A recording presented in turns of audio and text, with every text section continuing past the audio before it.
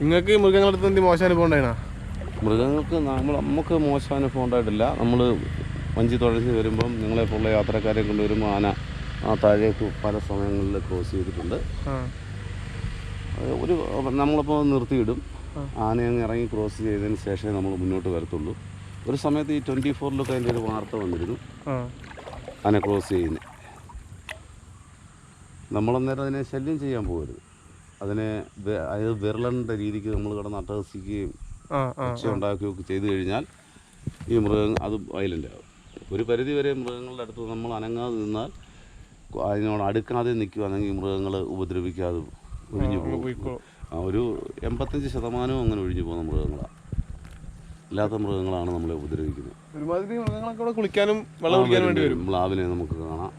ചിലപ്പോൾ നമ്മളിങ്ങനെ പോകുമ്പോൾ തന്നെ സൈഡിൽ കൂടെ ഒക്കെ പോകുന്ന കാണാം, ഇറങ്ങി വെള്ളം കുടിക്കുന്ന കാണാം.